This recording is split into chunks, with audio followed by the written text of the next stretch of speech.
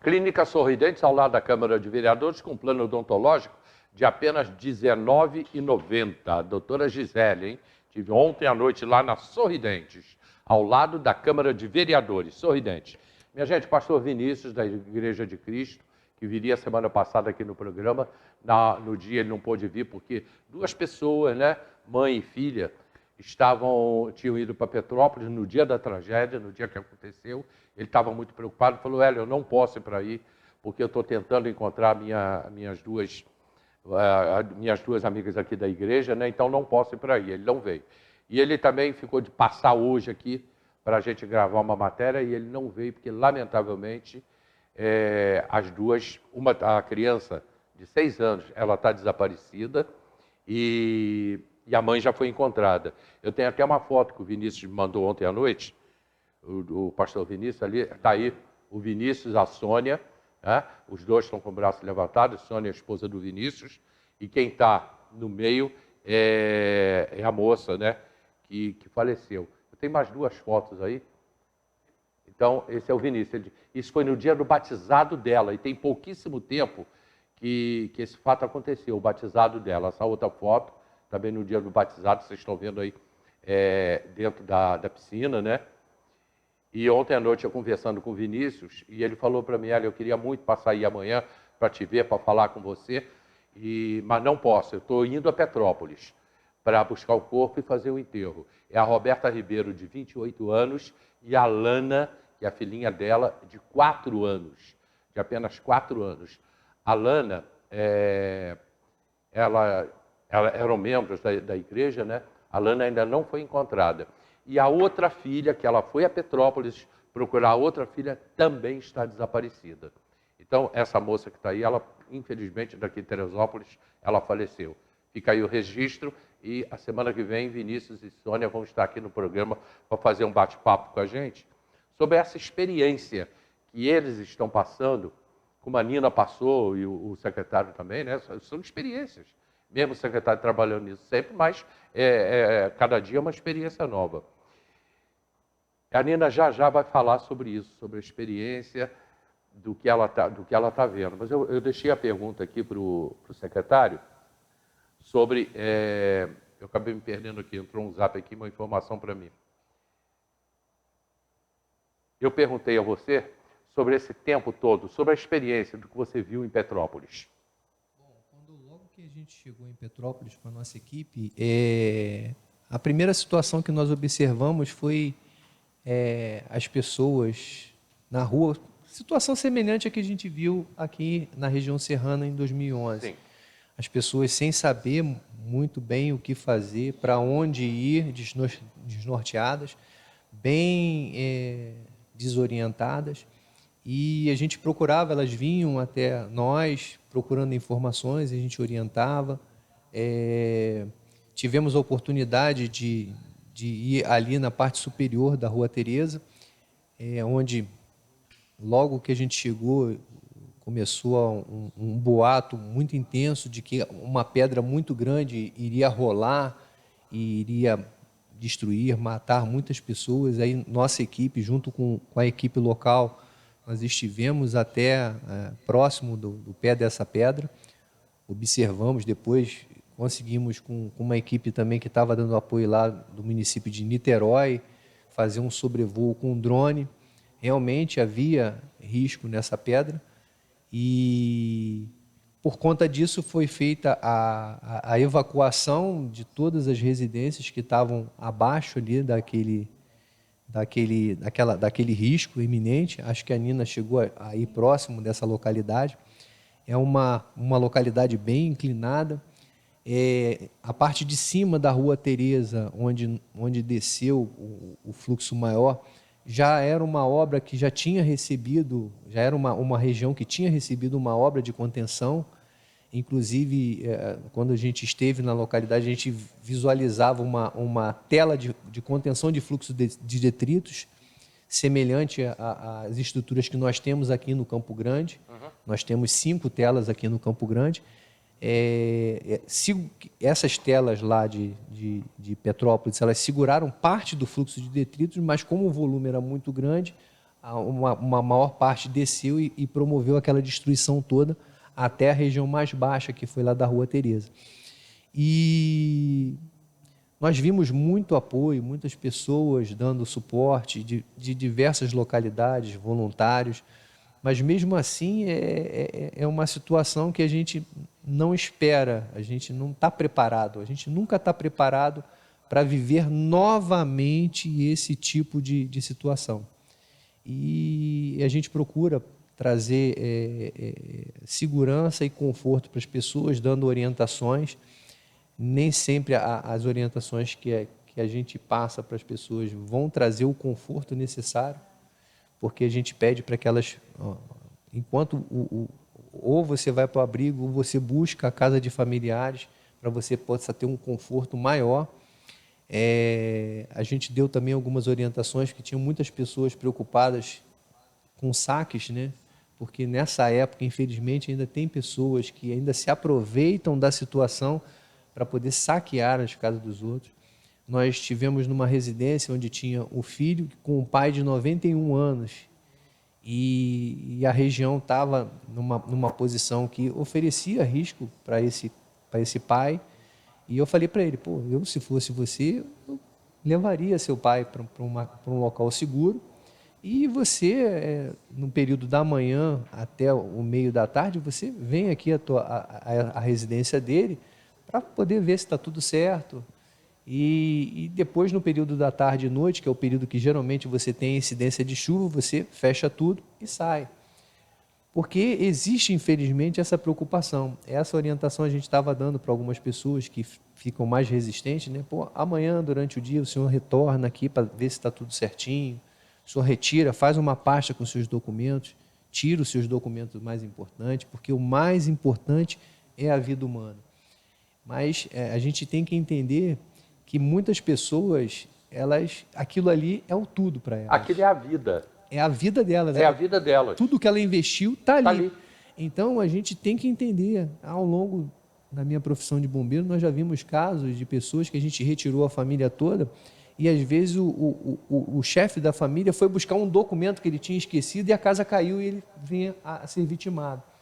Então, apesar de todas essas coisas serem importantes, a gente tem que entender que a vida humana ela é mais importante, ela é a coisa que a gente não vai poder repor. Os documentos a gente vai, tira outro, as lembranças, a casa, eu sei que tudo isso é muito importante, a gente entende, mas a vida humana é a coisa que a gente tem que preservar nesse momento.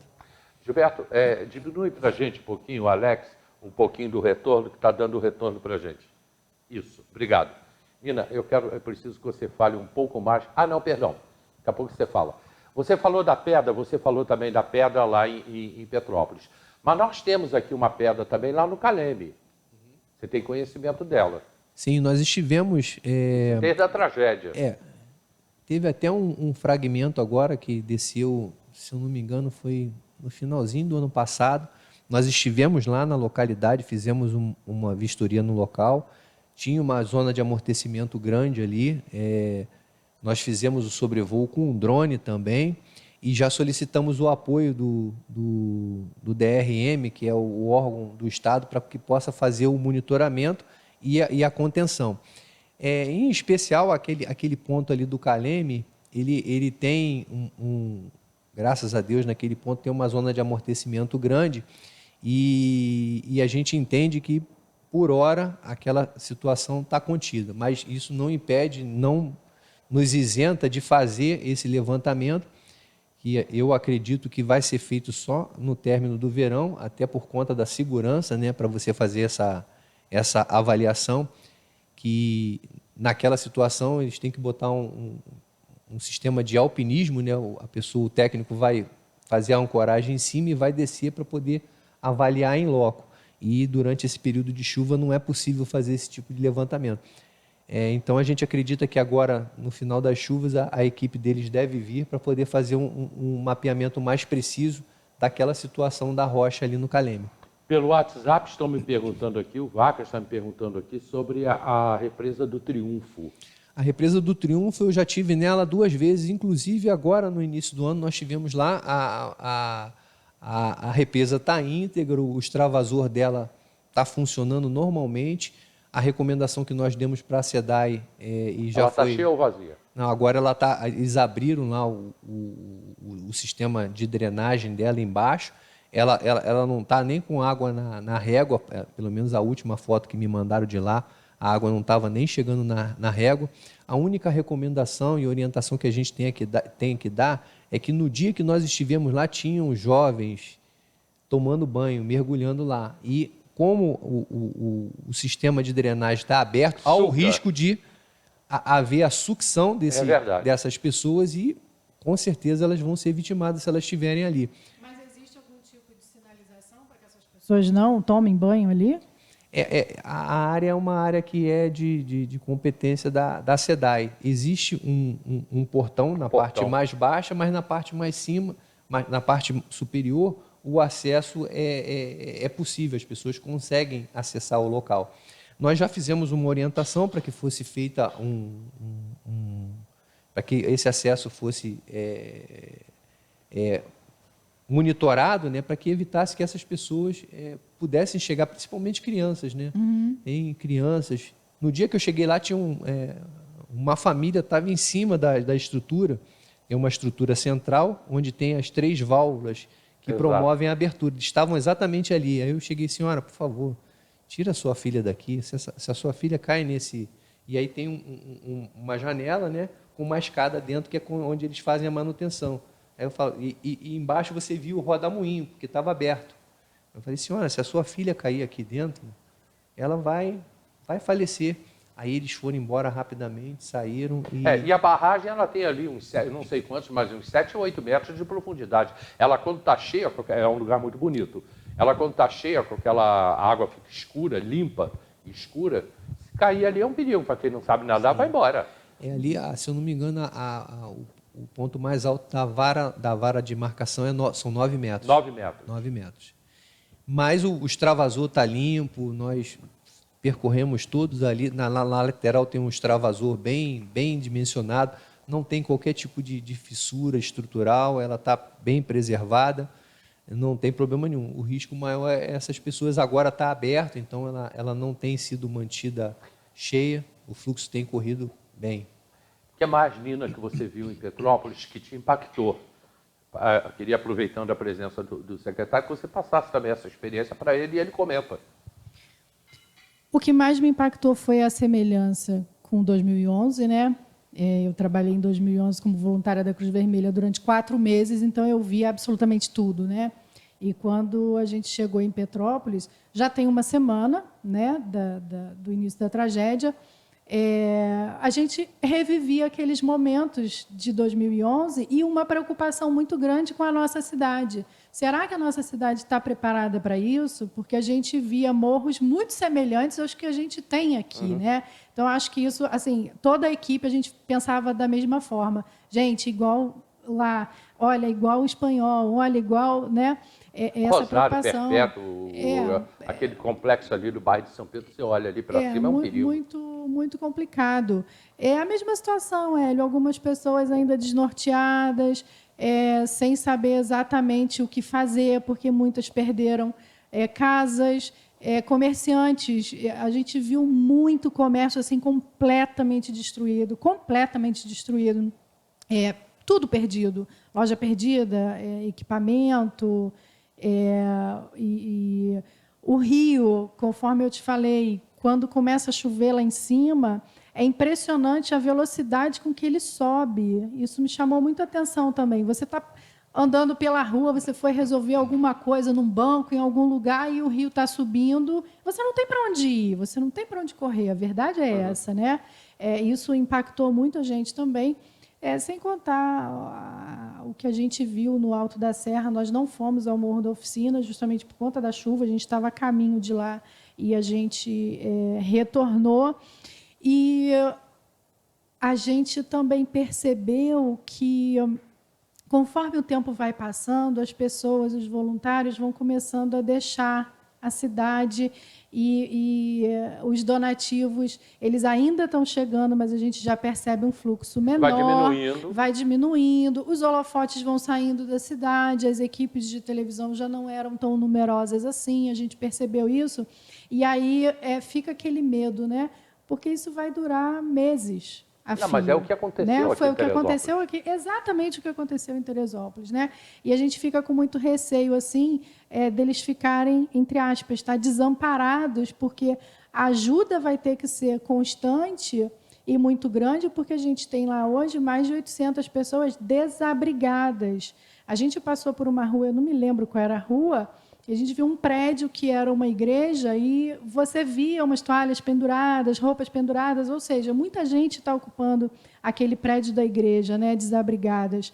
Então, eu acho que a gente precisa se manter firme e ajudar a nossa cidade irmã, né, vizinha aqui, e todo mundo, né, que tem esse coração, né, de querer ajudar. Agora, eu queria falar com relação às doações.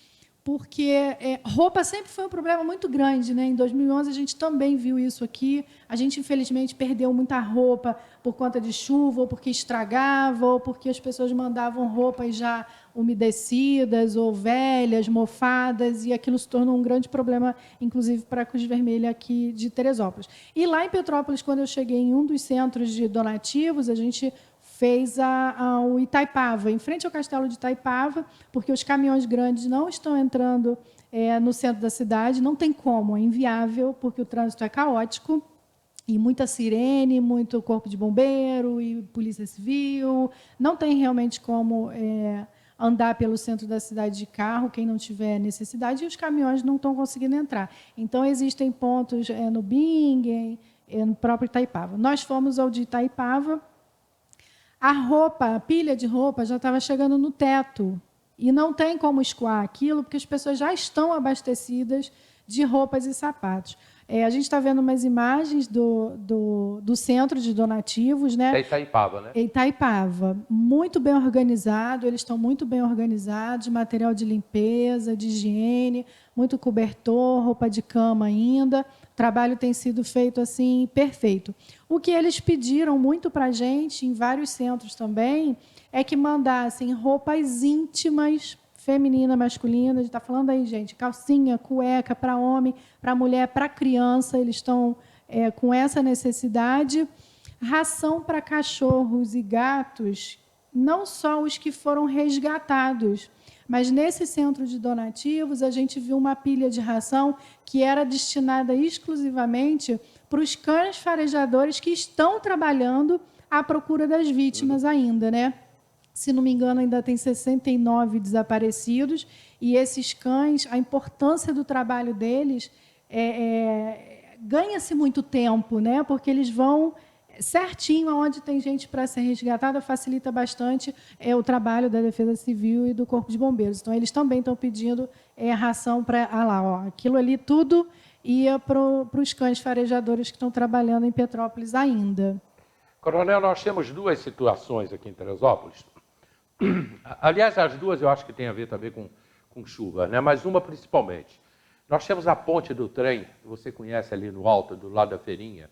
Sim. Aquela ponte, eu passo de vez em quando ali, aquela ponte, ela já está há alguns anos com as ferragens, fica ali embaixo da Rua São Francisco, com as ferragens de fora, cimento caindo, as muretas de proteção já estão caindo.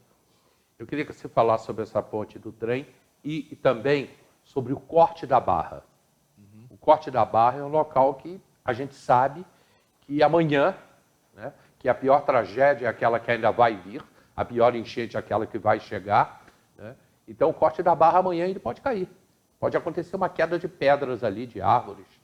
Sim, o Corte da Barra em especial, que eu entendo que é uma das maiores preocupações nossa, porque é uma área muito importante no fluxo da nossa cidade. Nós temos monitorado ao longo desses quase 4 anos da gestão, e agora o governo do estado está liberando várias linhas para atuação em desastre. Então, na semana passada mesmo, nós pontuamos todas as áreas críticas da cidade.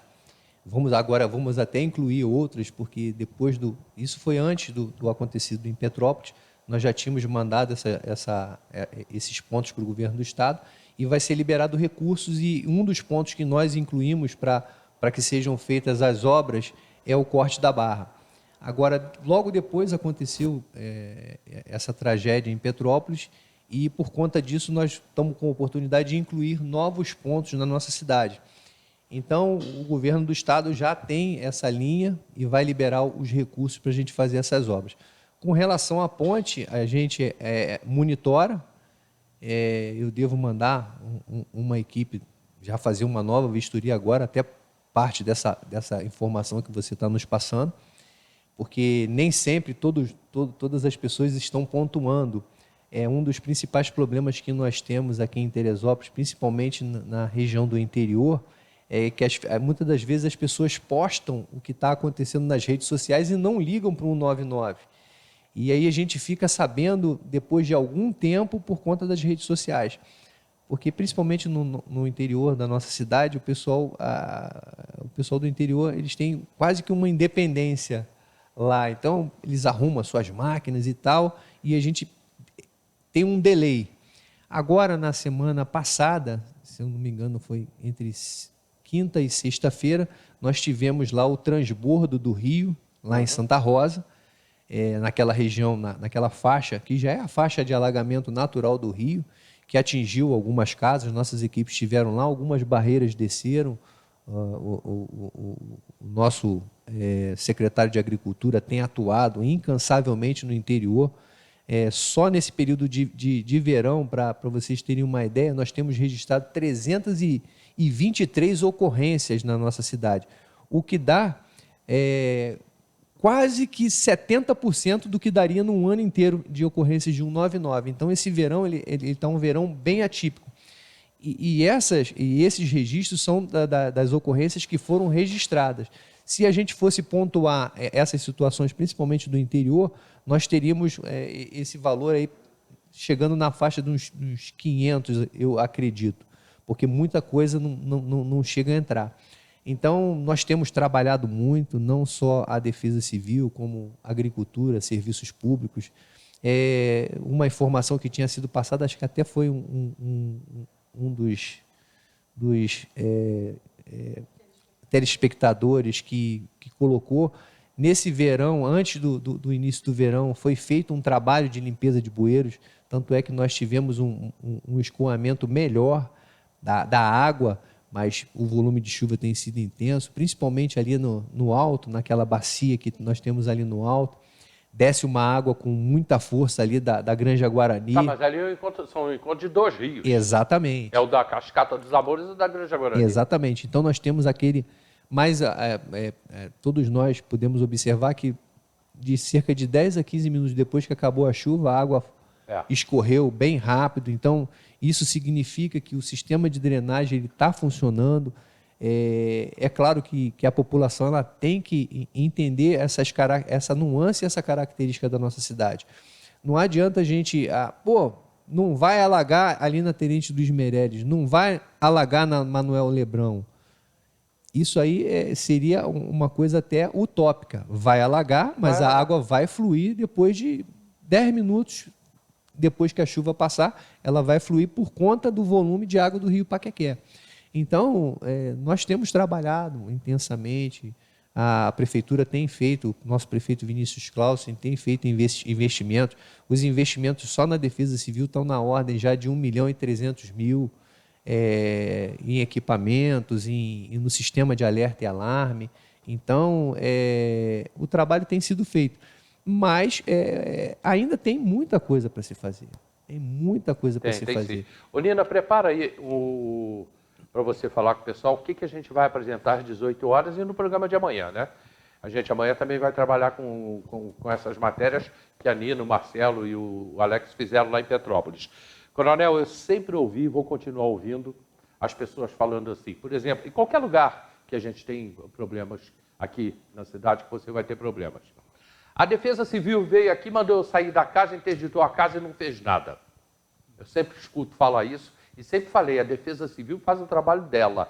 A partir daí já não é mais a Defesa Civil. Quero que você fale sobre isso.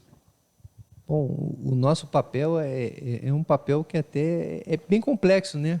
Porque você imagina, né? Pô, vem aquele pessoal de colete laranja com azul aqui, vão me tirar da minha casa. Isso, exatamente. Mas na prática, a nossa intenção é preservar a vida daquela pessoa. Então, a gente promove a retirada imediata, fala para ela...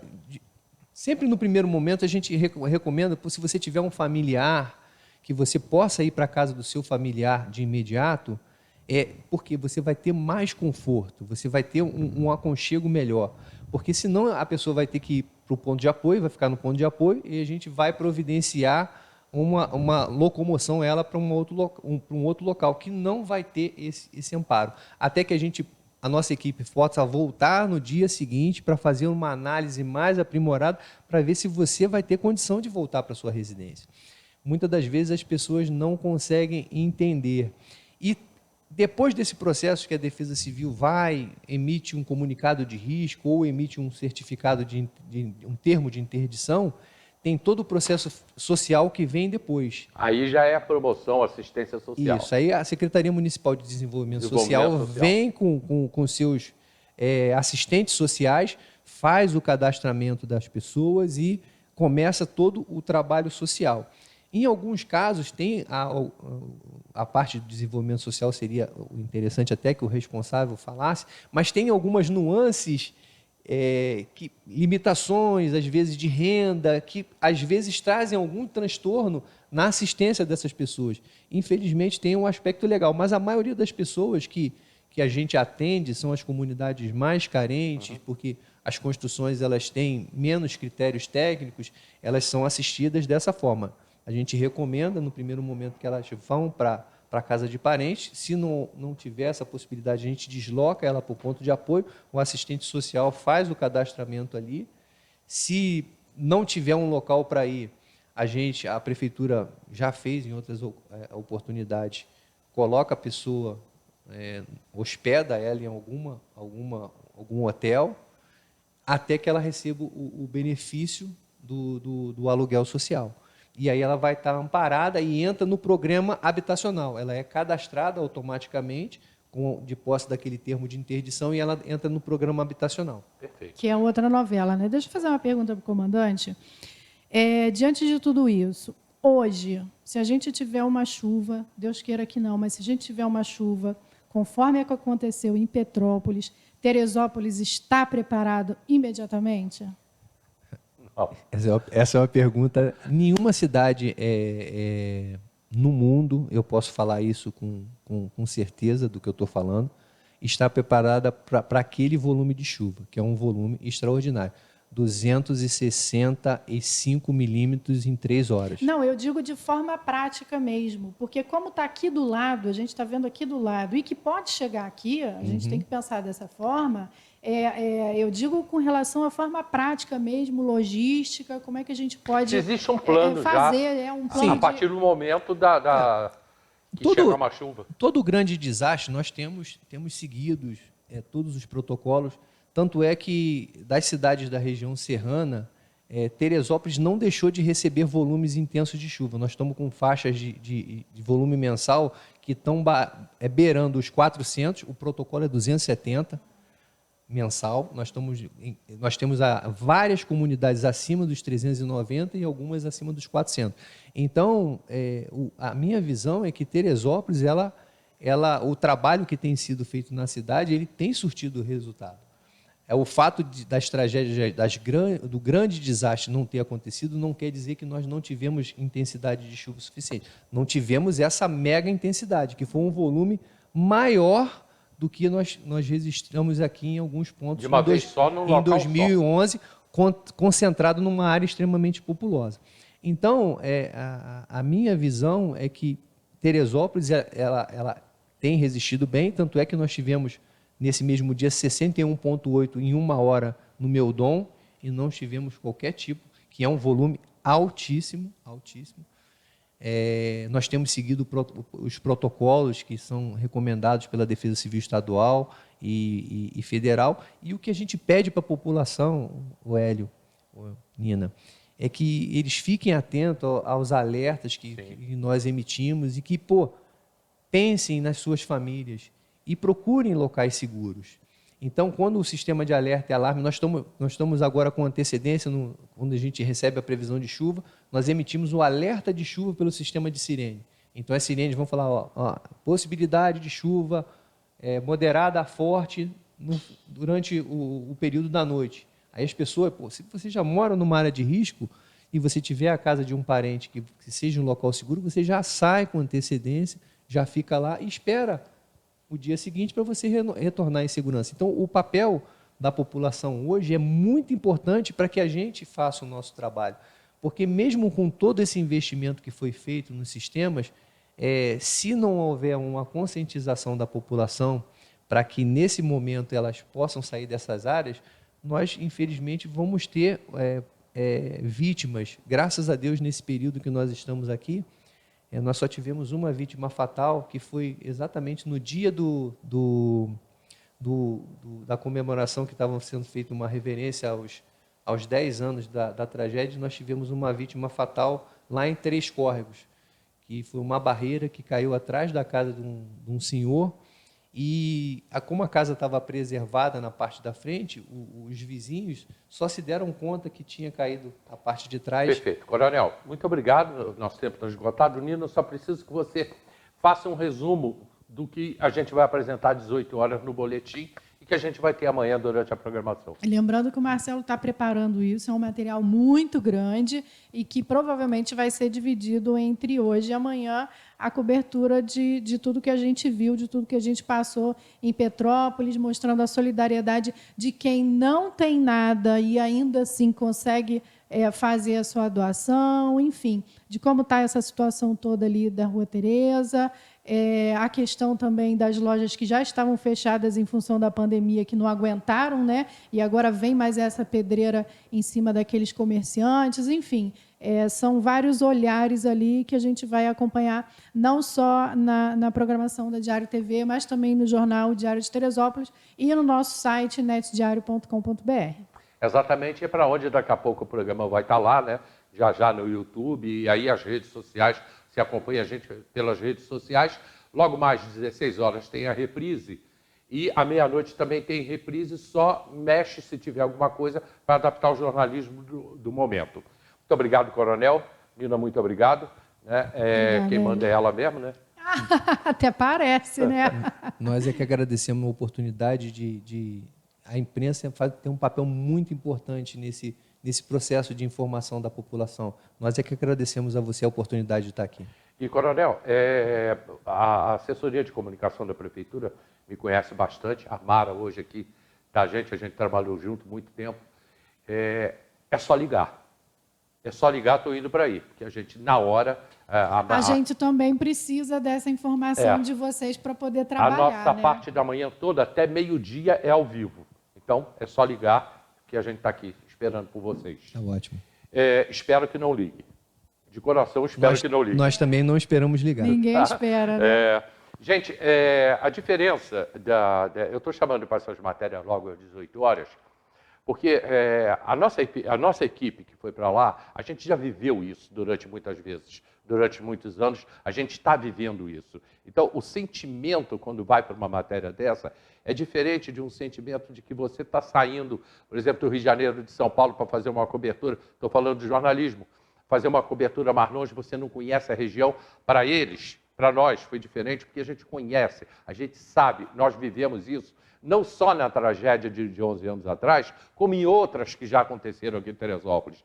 Desabamento da Serra, a queda do Rosário, a queda do Perpétuo e outras tantas tragédias, o Vale da Revolta e outras tantas tragédias com mortes que a gente já viveu aqui. Então, a gente tem essa experiência. Então, quando se vai para uma matéria, a gente já vai diferente do que uma pessoa que não é do município, não é da região. Então, eu convido você a estar ligado com a gente hoje às 18 horas, ou a qualquer momento a gente entra ao vivo Esperamos com certeza que não, né? Que a gente não seja necessário isso. E amanhã, às 9 horas da manhã, a Rafaela está de volta. Às 10 eu também estou chegando até meio-dia. Muito obrigado. Tchau. Até o próximo programa.